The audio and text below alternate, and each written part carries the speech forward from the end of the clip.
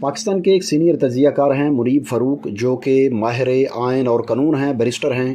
ان کا کہنا ہے کہ عمران خان یہ حقیقت قبول ہی نہیں کر پا رہے کہ وہ اقتدار میں نہیں رہے۔ جیو نیوز سے گفتگو کرتے ہوئے منیب فاروق کا یہ کہنا تھا کہ عمران خان براہ راست اسٹیبلشمنٹ پر الزامات لگا رہے ہیں۔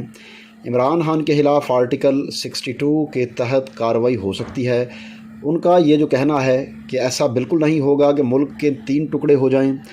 منیب فاروق نے کہا کہ عمران خان اداروں اور شخصیات پر براہ راست حملے کر رہے ہیں۔ سابق وزیر اعظم جس ذہنی کیفیت میں ہیں وہ ملک کی خاص شخصیات پر حملے کر سکتے ہیں۔ اس موقع پر سینئر تجزیہ کار سلیم صافی نے کہا کہ عمران خان کو ملک کی فکر ہے، نہ قوم کی، انہیں صرف اپنی ذات کی فکر ہے۔ انہوں نے الزام لگایا اور کہا کہ مبینہ طور پر عمران خان کی خاطر RTS سسٹم بٹھایا گیا تھا، پولنگ ایجنٹس کو نکالا گیا تھا۔ عمران خان ملک اور اپنی پارٹی کے لیے بھی وبال جان بن گئے ہیں۔ سلیم صافی کا کہنا تھا کہ باقی پارٹیوں کی تنقید اور مطالبہ آئینی اور قانونی تھا۔ باقی پارٹیوں کی تنقید اس بات پر تھی کہ آئین کے مطابق چلیں۔ باقی پارٹیوں کا مطالبہ تھا کہ اس بندے کے لیے آئینی حدود سے باہر نہ نکلیں۔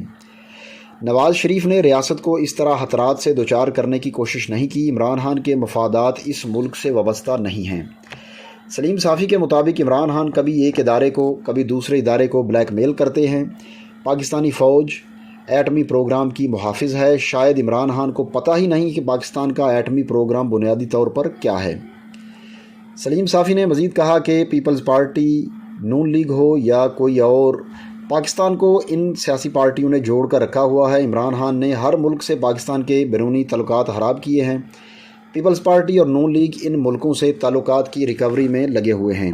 یاد رہے کہ عمران خان نے ایک TV پروگرام میں کہا تھا کہ اگر اسٹیبلشمنٹ نے درست فیصلے نہ کیے تو خدا نخواستہ ملک کے 3 ٹکڑے ہو سکتے ہیں، فوج کو نقصان ہو سکتا ہے اور ایٹمی پروگرام کو بھی نقصان ہو سکتا ہے۔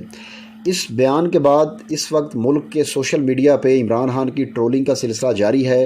PTI والے اس بیان کو ابھی بھی سپورٹ کر رہے ہیں اور PTI کے مخالفین اس کے خلاف مختلف قسم کے بیانات دے رہے ہیں اور اس کی مذمت کر رہے ہیں۔